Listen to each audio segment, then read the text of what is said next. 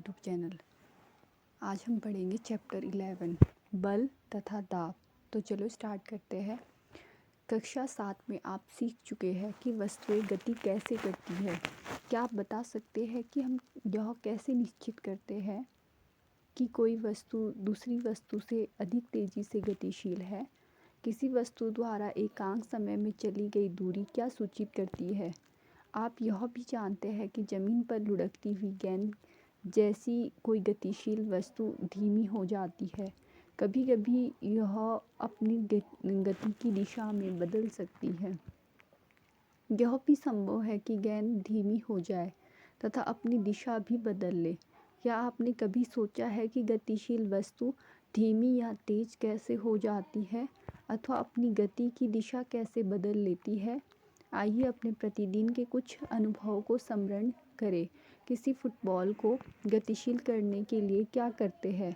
किसी गतिशील गेंद को और अधिक तेज़ी से चलाने के लिए आप क्या करते हैं। एक गोलरक्षक गेंद को किस प्रकार रोकता है। हॉकी का खिलाड़ी हॉकी से प्रहार करके किसी गतिशील गेंद की दिशा बदल देता है। क्षेत्र रक्षक बल्लेबाज द्वारा हिट की गई गेंद को कैसे रोकते हैं। इन सभी स्थितियों में गेंद की गति को तेज़ या धीमा कर दिया जाता है अथवा इसकी गति की दिशा को बदल दिया जाता है। हम प्राय कहते हैं कि जब किसी गेंद को धक्का देते हैं, फेंकते हैं, ठोकर मारते हैं या प्रहार करते हैं तो उस पर बल लगाया जाता है। बल क्या है, जिन वस्तुओं पर यह लगाया जाता है उन पर क्या प्रभाव डालता है। इस अध्याय में हम ऐसी ही प्रश्नों को जो उत्तर है खोजेंगे। बल अपकर्षण या अभिकर्षण, उठाना, खोलना, बंद करना, ठोकर मारना, हिट करना, प्रहार करना, धक्का देना, खींचना आदि ऐसी क्रियाएं हैं जो प्राय कुछ कार्यों का वर्णन करने के लिए प्रयोग की जाती है। इनमें से प्रत्येक कार्य प्राय वस्तु की गति में किसी प्रकार का परिवर्तन लाने का प्रयास करता है। क्या इन शब्दों की जगह एक या अधिक अन्य शब्दों का प्रयोग कर सकते हैं। आइए ज्ञात करें। क्रियाकलाप 11.1 सारणी 11.1 में वस्तुओं की गति की सुपरिचित स्थितियों के कुछ उदाहरण दिए गए हैं।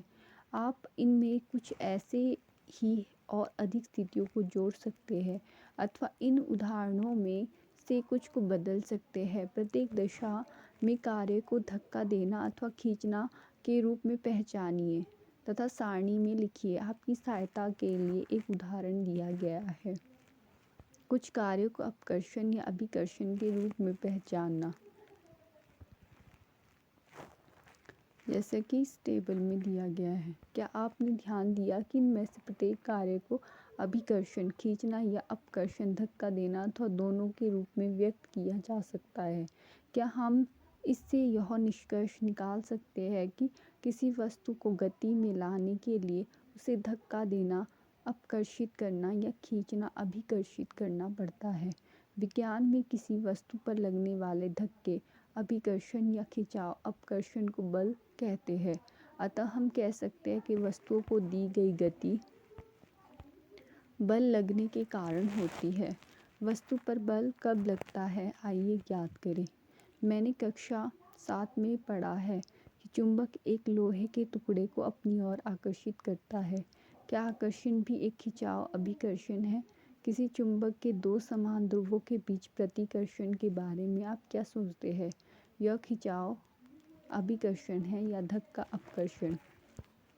बल अन्योन्य क्रिया के कारण लगते हैं। मान लीजिए कोई आदमी स्थिर कार के पीछे खड़ा है। चित्र 11.2a, क्या उसकी उपस्थिति के कारण कार गति में आएगी। मान लीजिए अब आदमी कार को धक्का लगाना प्रारंभ करता है। 11.2b अर्थात वह इस पर बल लगाता है। कार लगाए गए बल की दिशा में गति करना प्रारंभ कर सकती है। ध्यान दीजिए, जैसा चित्र 11.2a में कार के पीछे खड़ा एक आदमी है। यहाँ पर कि कार को गति देने के लिए आदमी को उसे धक्का लगाते रहना होगा। इस चित्र में 11.3 ए में दिखाया गया कौन किसे धकेल रहा है। 11.3 तीन स्थितियां दर्शाता है जिनसे संभवतः आप परिचित होंगे। क्या आप बता सकते हैं कि उन स्थितियों में कौन खींच रहा है और कौन धक्का दे रहा है।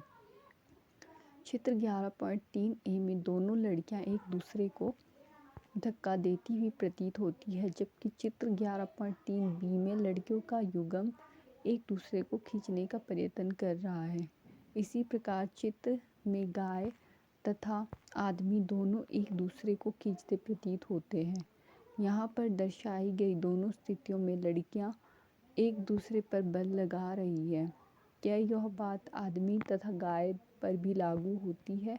इन उदाहरणों से हम निष्कर्ष निकाल सकते हैं कि बल लगने के लिए कम से कम दो वस्तुओं में अन्योन्य क्रियाएं होनी आवश्यक है।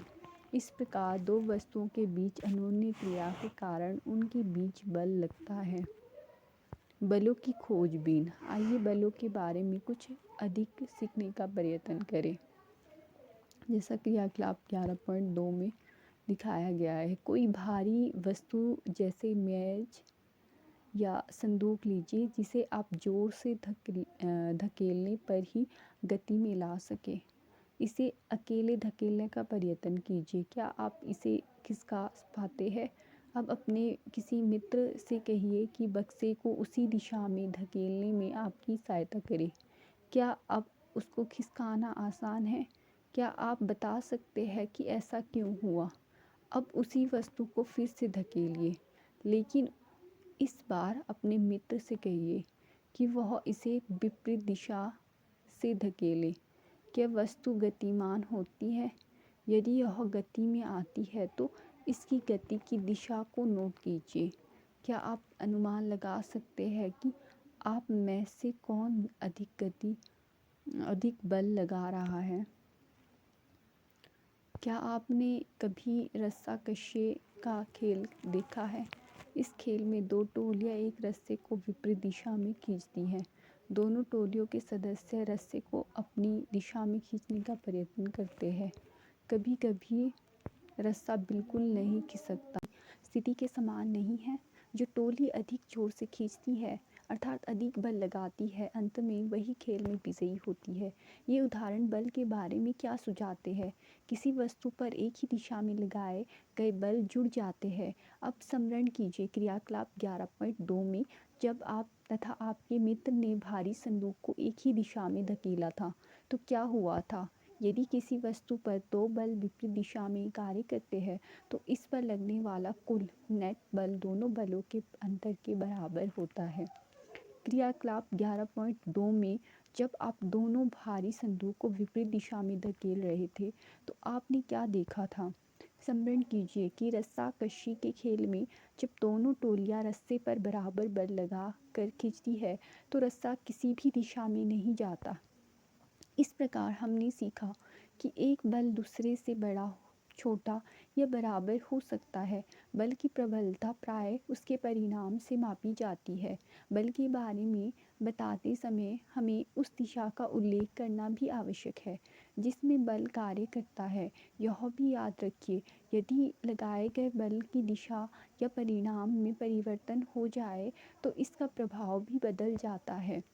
क्या इसका अर्थ यह है कि यदि किसी वस्तु पर विपरीत दिशाओं में लगने वाले बल बराबर है तो उस पर लगने वाला नेट बल शून्य होगा?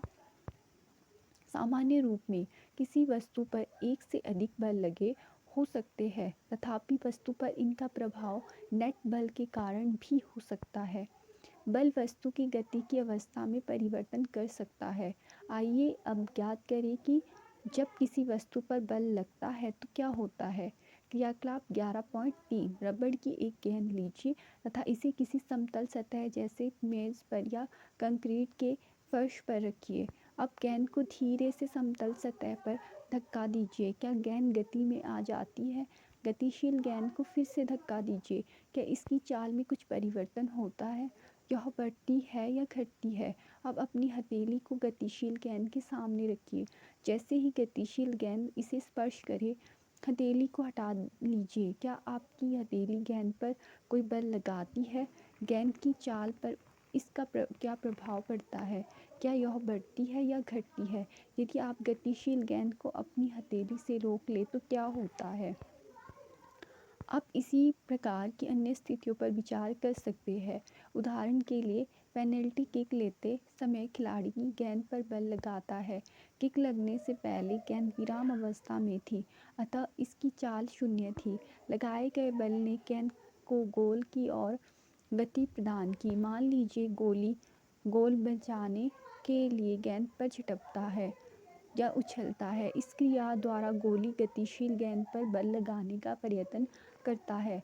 उसके द्वारा लगाया गया बल गेंद को रोक सकता है या विक्षेपित कर सकता है और गोल होने से बचा सकता है। यदि गोली गेंद को रोकने में सफल हो जाता है तो इसकी चाल शून्य हो जाती है। ये प्रेक्षण सुझाते हैं कि किसी वस्तु पर लगाए गए बल द्वारा उसकी चाल बदलती जा सकती है। यदि लगाया गया बल गति की दिशा में है तो वस्तु की चाल बढ़ जाती है। यदि बल वस्तु की गति की दिशा के विपरीत दिशा में लगाया जाए तो वस्तु की चाल कम हो जाती है। बूझो, मैंने बच्चों को एक दूसरे से रबड़ के टायर या किसी घेरे को धकेल कर तेज चलाने की होड़ लगाते देखा है। अब मैं समझ गया हूँ कि धक्का देने पर टायर की चाल क्यों बढ़ जाती है। टायर को तेज़ गति से चलाने के लिए इसे लगातार धक्का लगाना पड़ता है। पहेली यह जानने के लिए उत्सुक है कि क्या बल लगाने से केवल वस्तु की चाल ही परिवर्तित है। आइए ज्ञात करें। क्रियाकलाप 11.4, एक गेंद लीजिए तथा इसे क्रियाकलाप 11.3 की भांति किसी समतल सतह पर रखिए। गेंद को धक्का देकर चलाइए। अब चित्र 11.8b में दर्शाए अनुसार इसके रास्ते में एक पैमाना रखिए। ऐसा करने में आप गतिशील गेंद पर एक बल लगाएंगे।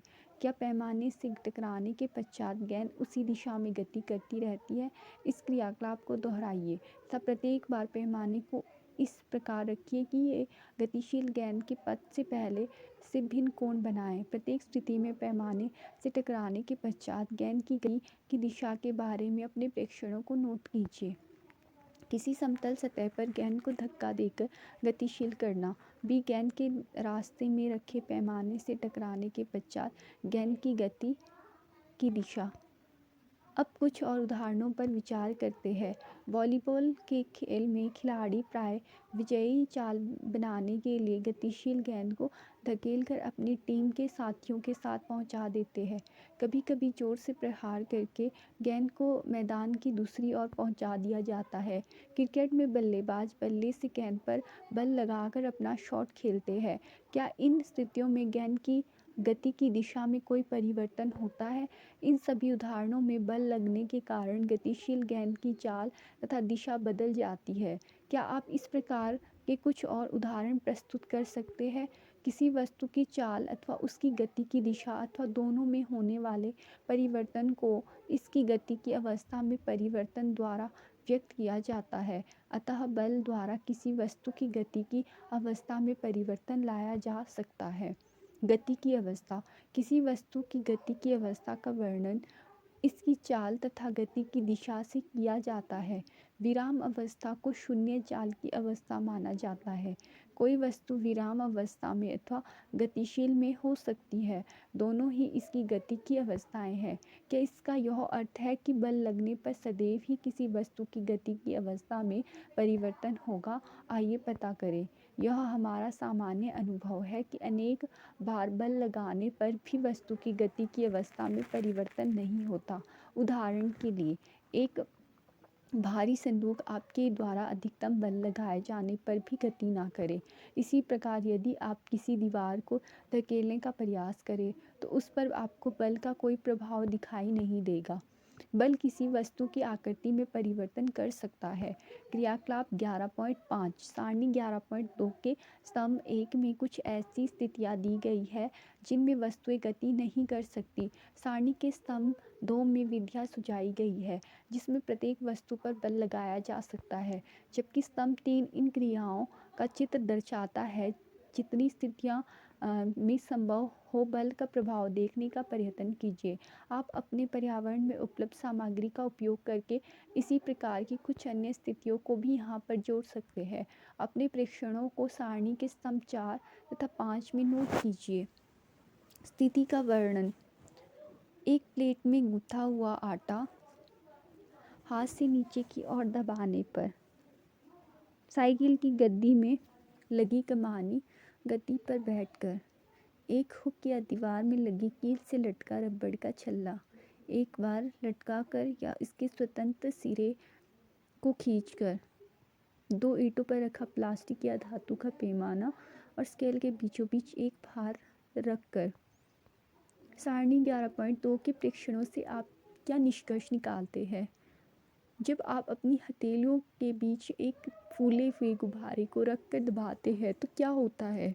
जब गूंथे आटे की लोई को बेलकर चपाती बनाते हैं तो उसकी आकृति पर क्या प्रभाव पड़ता है? जब आप मेज़ पर रखी किसी रबड़ की गेंद को दबाते हैं तो क्या होता है? इन सभी उदाहरणों में आपने देखा कि किसी वस्तु पर बल लगाने से उसकी आकृति में परिवर्तन हो सकता है। उपरोक्त सभी क्रियाकलाप पर लेने के पश्चात अब आप समझ गए होंगे कि बल किसी वस्तु को विराम अवस्था से गति में ला सकता है, गतिशील वस्तु की चाल में परिवर्तन कर सकता है, गतिशील वस्तु की दिशा में परिवर्तन कर सकता है, वस्तु की आकृति में परिवर्तन ला सकता है, इनमें से कुछ अथवा सभी प्रभाव को उत्पन्न कर सकता है। यह स्मरण रखना आवश्यक है कि यद्यपि बल इनमें से एक या अधिक प्रभाव को उत्पन्न कर सकता है, तथापि इनमें से कोई भी प्रभाव बगैर बल लगाए उत्पन्न नहीं हो सकता। अतः कोई वस्तु बिना बल लगाए अपने आप गति में नहीं आ सकती, अपने आप दिशा परिवर्तित नहीं कर सकती तथा अपने आप आकृति में परिवर्तन नहीं ला सकती। संपर्क बल। पेशीय बल। क्या आप मेज़ पर रखी किसी पुस्तक को बगैर छुए धकेल या उठा सकते हैं? क्या बगैर पकड़े पानी की किसी बाल्टी को उठा सकते हैं? सामान्यतः किसी वस्तु पर बल लगाने के लिए आपके शरीर का वस्तु के साथ संपर्क होना चाहिए। संपर्क किसी छड़ी या रस्सी की सहायता से भी हो सकता है। जब हम किसी वस्तु जैसे अपने विद्यालय के बस्ते को हिलते हैं या पानी की बाल्टी को उठाते हैं तो बल कहाँ से आता है? यह बल हमारे शरीर की मांसपेशियों द्वारा लगता है। हमारी मांसपेशियों की क्रिया स्वरूप लगने वाले बल को पेशीय बल कहते हैं। पेशीय बल ही हमें अपने सभी क्रियाकलाप करने योग्य बनाता है। इन क्रियाकलापों में शरीर की गति तथा मुड़ना भी सम्मिलित है। कक्षा 7 में आपने पढ़ा है कि पाचन प्रक्रिया में भोजन आहार नाल में आने की ओर धकेला जाता है। क्या इस प्रक्रिया को पेशीय बल करता है? आप यह भी जानते हैं कि श्वसन प्रक्रिया में वायु अंदर लेते या बाहर निकालते समय फेफड़े फैलते और सिकुड़ते हैं। श्वसन प्रक्रिया को संभव बनाने के लिए पेशियाँ कहाँ स्थित है? हमारे शरीर में पेशियों द्वारा बल लगाने के क्या कुछ और उदाहरण आप बता सकते हैं? पशु भी अपने शारीरिक क्रियाकलापों तथा अन्य कार्यों को करने के लिए पेशीय बल का उपयोग करते हैं। बैल, घोड़े, गधे तथा ऊंट जैसे पशु हमारे लिए विभिन्न कार्य करने के लिए उपयोग किए जाते हैं। उन कार्यों को करने के लिए पेशीय बल का उपयोग करते हैं। पशुओं का पेशीय बल अनेक कठिन कार्यों को करने के लिए प्रयोग किया जाता है, क्योंकि पेशीय बल तभी लगाया जाता है जब पेशियाँ किसी वस्तु के संपर्क में हो, इसलिए इसे संपर्क बल भी कहते हैं। क्या अन्य प्रकार के संपर्क बल भी है? आइए पता करें। घर्षण। अपने कुछ अनुभव को स्मरण कीजिए। फर्श पर लुढ़कने वाली गेंद धीरे धीरे धीमी हो जाती है और अंत में रुक जाती है। साइकिल चलाते समय जब हम पैडल चलाना बंद कर देते हैं तो ये भी धीरे धीरे धीमी होती है और अंत में रुक जाती है।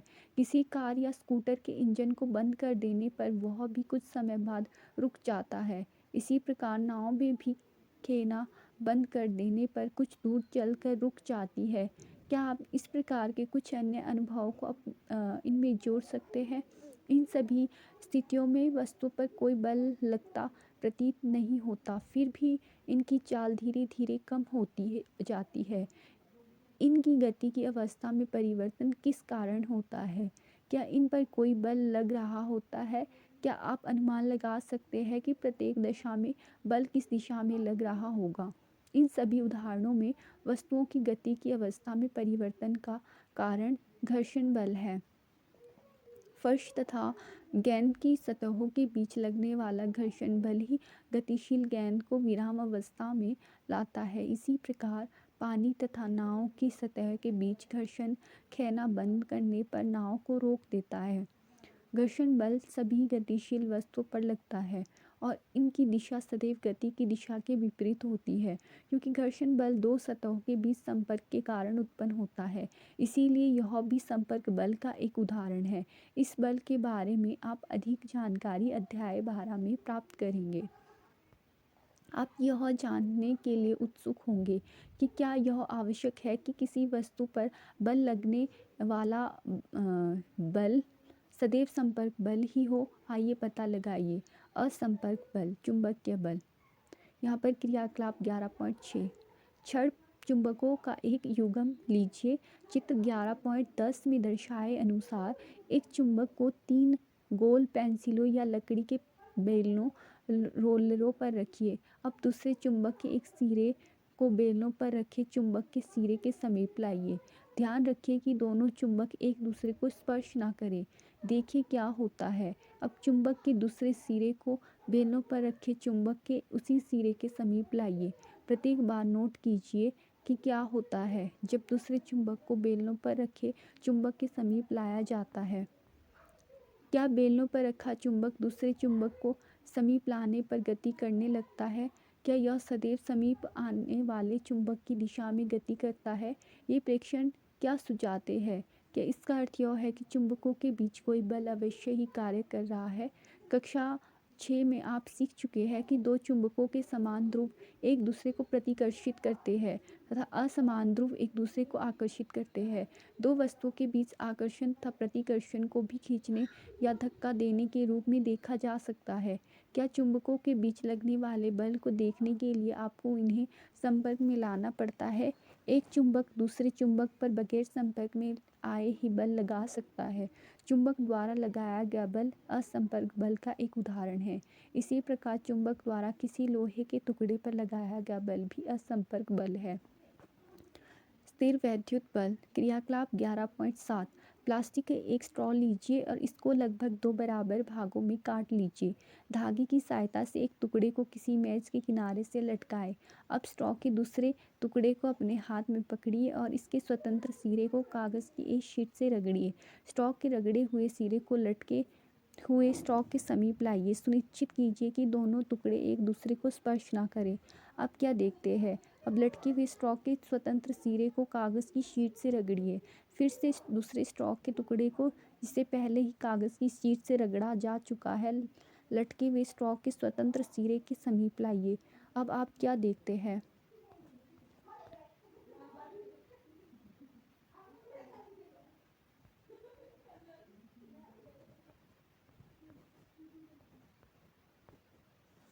चित्र 11.11 में कागज़ में रगड़ा हुआ स्ट्रॉ दूसरे स्ट्रॉ को आकर्षित करता है, लेकिन यदि लटका हुआ स्ट्रॉ भी कागज़ की शीट से रगड़ा जाए तो यह उसे प्रतिकर्षित करता है। कागज़ की शीट से रगड़ा जाने पर स्ट्रॉ स्थिर वैद्युत आवेश उपार्जित कर लेता है।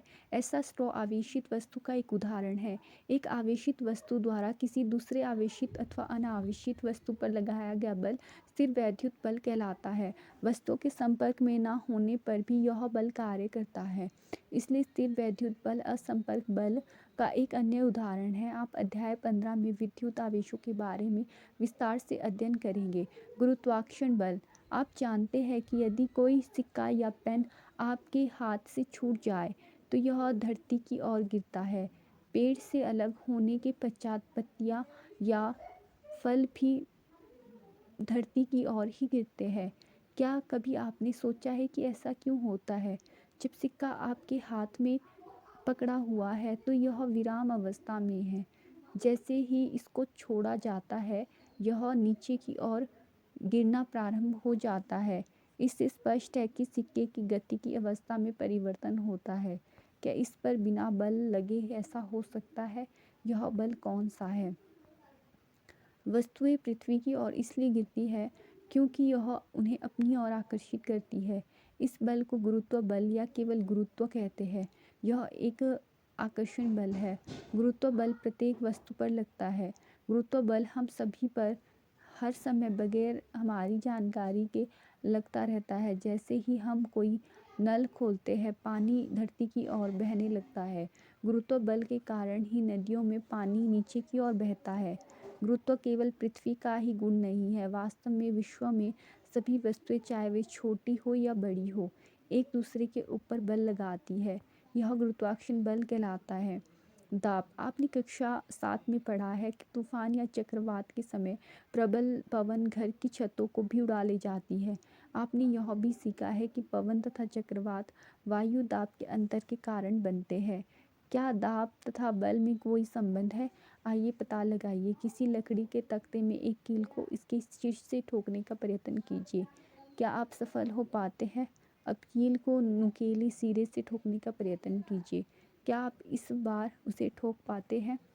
सब्जियों को किसी कुंठित चाकू तथा उसके बाद एक तीखे चाकू से काटने का प्रयास कीजिए। किसमें आसानी है? क्या आपको ऐसा लगता है कि जिस क्षेत्रफल पर बल लगाया जाता है, उदाहरण के लिए कील के नुकीले सिरे पर, वह इन कार्यों को आसान बनाने में एक भूमिका निभाता है? किसी पृष्ठ के प्रति एकांक क्षेत्रफल पर लगने वाले बल को दाब कहते हैं। दाब इक्वल टू बल अपॉन क्षेत्रफल जिस पर यह लगता है। यहाँ पर हम केवल उन बलों पर विचार करते हैं जो उस पृष्ठ के लंबवत है जिस पर दाब ज्ञात करना है। पहेली। अब मेरी समझ में आया कि कुलियों को जब भारी बोझ उठाना होता है तो वे अपने सिर पर एक कपड़े को गोल लपेट कर क्यों रखते हैं। इस प्रकार वे अपने शरीर से बोझ के संपर्क क्षेत्रफल को बढ़ा देते हैं, अतः उनके शरीर पर लगने वाला दाब कम हो जाता है और वे बोझ को आसानी से उठा सकते हैं। ध्यान दीजिए कि उपरोक्त व्यंजक में क्षेत्रफल हर में है, इसीलिए यदि बल बराबर हो तो पृष्ठ का क्षेत्रफल जितना कम होगा उस पर बल उतना ही अधिक होगा। कील के नुकीले सिरे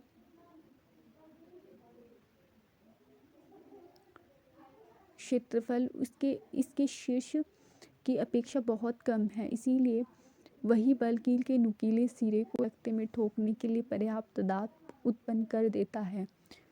क्या अब आप बता सकते हैं कि कंधे पर लटकाने वाले थैलों में चौड़ी पट्टी क्यों लगाई जाती है? इन थैलों में बारीकी पट्टी क्यों नहीं लगाई जाती है? और काटने तथा सुराख करने वाले औजारों के किनारे सदैव तीक्ष्ण क्यों होते हैं? क्या द्रवों तथा गैसों द्वारा भी दाब लगता है? क्या यह भी उस क्षेत्रफल पर निर्भर होता है जिस पर बल कार्य करता है? आइए ज्ञात करें। द्रवों तथा गैसों द्वारा लगाया गया बल। क्रियाकलाप 11.8। पारदर्शी कांच की एक नली अथवा प्लास्टिक का पाइप लीजिए। पाइप नली की लंबाई लगभग 25 सेंटीमीटर तथा इसका व्यास लगभग 5 से 7.5 सेंटीमीटर होना चाहिए। एक अच्छी पतली रबड़ की शीट भी लीजिए। आप गुब्बारे की रबड़ का प्रयोग कर सकते हैं। पाइप के एक सिरे पर रबड़ की शीट को तान कर बांध दीजिए। पाइप को ऊर्ध्वाधर स्थिति में रखते हुए बीच में से पकड़िए। अपने किसी मित्र से पाइप में कुछ पानी उड़ेलने के लिए कहिए। क्या रबड़ की शीट बाहर की ओर फूल जाती है? पाइप में पानी के स्तंभ की ऊंचाई भी नोट कीजिए। पाइप में कुछ पानी और उड़ेलिए। रबड़ शीट के फुलाव तथा पाइप में पानी के स्तंभ की ऊंचाई को पुनः नोट कीजिए। इस प्रक्रिया को कुछ बार दोहराइए। क्या आप रबड़ शीट के फुलाव तथा पाइप में पानी के स्तंभ की ऊंचाई में कुछ संबंध देख पाते हैं? किसी बर्तन की तली पर पानी द्वारा लगाया जाने वाला दाब पानी के स्तंभ की ऊंचाई पर निर्भर करता है। क्रियाकलाप 11.9। प्लास्टिक की एक बोतल लीजिए। आप पानी या मृदु पेय सॉफ्ट ड्रिंक की उपयोग की जा चुकी कोई बोतल ले सकते हैं। चित्र 11.15 में दर्शाए अनुसार बोतल के पैंदे के पास कुछ सेंटीमीटर लंबी कांच की एक बेलनाकार नली लगाइए। ऐसा करने के लिए कांच की नली के एक सिरे को थोड़ा सा गर्म कीजिए और फिर जल्दी से बोतल के पैंदे के समीप घुसा दीजिए। सुनिश्चित कीजिए कि जोड़े के पास से पानी ना रिसे। यदि पानी रिसता है तो इसको पिघले मोम से अच्छी प्रकार बंद कीजिए। कांच की नली के मुंह को क्रियाकलाप 11.8 के अनुसार एक पतली रबड़ की शीट से बंद कीजिए। अब बोतल को पानी से आधा भरिए। अब क्या देखते हैं, इस बार कांच की नली के मुंह पर लगाई गई रबड़ की शीट क्यों फूल जाती है। बोतल में कुछ पानी और डालिए। क्या रबड़ की शीट के फुलाव में कुछ अंतर आता है। ध्यान दीजिए कि रबड़ की शीट को बर्तन के नीचे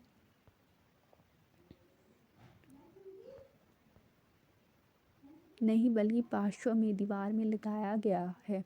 क्या इस स्थिति में रबड़ शीट का फूलना यह दर्शाता है कि पानी बर्तन की दीवारों पर ही दाब डालता है। आइए इसकी और अधिक छानबीन करें। क्रियाकलाप 11.10 प्लास्टिक की एक खाली बोतल अथवा एक बेलनाकार बर्तन लीजिए।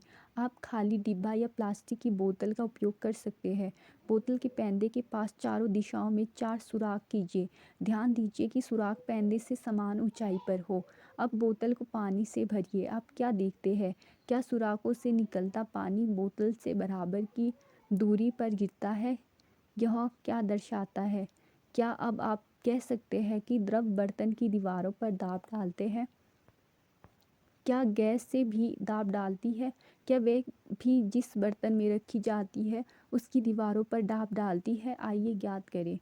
अब आप किसी गुब्बारे को फुलाते हैं तो इसके मुंह को क्यों बंद करना पड़ता है। यदि किसी फुलाए हुए गुब्बारे के मुंह को खोल दे तो क्या होता है। मान लीजिए आपके पास एक ऐसा गुब्बारा है जिसमें सुराख है। क्या आप इसे फुला पाएंगे। यदि नहीं तो क्यों। क्या हम कह सकते हैं कि वायु प्रत्येक दिशा में दाब लगाती है। भुजो जल संभरण के लिए प्रयोग किए जाने वाले पाइपों के लीक करते हुए जोड़ों या सुराखों में से पानी के फुवारे को बाहर आते देखा। क्या यह पानी द्वारा पाइप की दीवारों पर लगाए जाने वाले दाब के कारण नहीं है। स्मरण कीजिए कि यदि साइकिल की ट्यूब में पंक्चर हो जाए, इसके अंदर की हवा क्या होता है। क्या ये प्रेक्षण दर्शाते हैं कि वायु किसी फुलाए हुए गुब्बारे या साइकिल की ट्यूब के अंदर की दीवारों पर दाब डालती है। इस प्रकार हम कह सकते हैं कि गैसें जिस बर्तन में रखी जाती है उसकी दीवारों पर दाब डालती है। वायुमंडलीय दाब, हम जानते हैं कि हमारे चारों ओर वायु है। वायु के इस आवरण को वायुमंडल कहते हैं। वायुमंडलीय वायु पृथ्वी के तल से कई किलोमीटर ऊपर तक फैली हुई है। इस वायु द्वारा लगाए गए दाब को वायुमंडलीय दाब कहते हैं। हम जानते हैं कि प्रति एकांक क्षेत्रफल पर लगने वाले बल को दाब कहते हैं। यदि हम एक इकाई क्षेत्रफल की कल्पना करें और इसके ऊपर वायु से भरा एक लंबा बेलन खड़ा हुआ माने, तब इस बेलन में वायु पर लगने वाला गुरुत्व बल वायुमंडलीय दाब के बराबर होगा। लेकिन वायुमंडलीय दाब है कितना। आइए इसके परिणाम के बारे में विचार कीजिए। क्रियाकलाप 11.11 एक अच्छी रबड़ का एक चूषक सूकर लीजिए। यह रबड़ के एक छोटे प्याले की भांति दिखाई देता है। इसको किसी समतल चिकने पृष्ठ पर जोर से दबाइए। क्या यह पृष्ठ से चिपक जाता है। इसको खींचकर पृष्ठ से उठाने का प्रयत्न कीजिए। क्या आप सफल हो पाते हैं। जब आप चूषक को दबाते हैं तो कप तथा पृष्ठ के बीच की अधिकांश वायु बाहर निकल जाती है। चूषक पर वायुमंडलीय दाब लगता है, इसीलिए यह पृष्ठ के साथ चिपक जाता है। चूषक को पृष्ठ से खींचकर अलग करने के लिए लगाया गया बल इतना अधिक होना चाहिए कि वह वायुमंडलीय दाब पर पार पा सके। इस क्रियाकलाप से संभवतः आपको वायुमंडलीय दाब के परिणाम का अनुमान लग गया होगा। वास्तव में यदि चूषक तथा पृष्ठ के बीच में ऐसे समस्त वायु को निकाल दिया जाए तो किसी भी मनुष्य के लिए चूषक पृष्ठ से खींचकर अलग करना संभव नहीं होगा। क्या इससे आप अनुमान लगा सकते हैं कि वायुमंडलीय दाब कितना अधिक होता है। यदि मेरे सिर का क्षेत्रफल 15 सेंटीमीटर मल्टीप्लाई 15 सेंटीमीटर हो तो मेरे सिर पर वायु कितना बल लगा रही है। एक 15 सेंटीमीटर गुणा 15 सेंटीमीटर क्षेत्रफल तथा वायुमंडल की ऊंचाई के बराबर ऊंचाई के स्तंभ में वायु के कारण लगने वाला बल लगभग 225 किलोग्राम द्रव्यमान की किसी पिंड पर लगने वाले गुरुत्व बल 2250 न्यूटन के बराबर होता है। इस गुरुत्व बल के नीचे हम दब पिचक क्यों नहीं जाते हैं? इसका कारण है कि हमारे शरीर के अंदर का दाब भी वायुमंडलीय दाब के बराबर है और यह बाहर के दाब को संतुलित कर देता है। क्या आप जानते हैं कि 17वीं शताब्दी में जर्मनी के एक वैज्ञानिक ऑटो वॉन ग्वेरिक ने बर्तनों से वायु बाहर निकालने के एक पंप का आविष्कार किया। इस पंप की सहायता से उन्होंने नाटकीय ढंग से वायु दाब के बल का प्रदर्शन किया। उन्होंने धातु के 2 खोखले अर्धगोले लिए जिनमें प्रत्येक का व्यास 51 सेंटीमीटर था। इन गोलों को एक साथ जोड़कर उनके बीच की वायु निकाल दी गई। तब प्रत्येक अर्धगोले पर 8-8 घोड़े विपरीत दिशा में खींचकर अलग करने के लिए लगाए। वायु दाब का बल इतना अधिक था कि इतने घोड़े भी अर्धगोले को अलग ना कर पाए।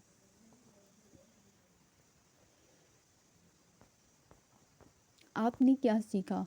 बल धक्का देना अपकर्षित करना या खींचना अभिकर्षित करना हो सकता है।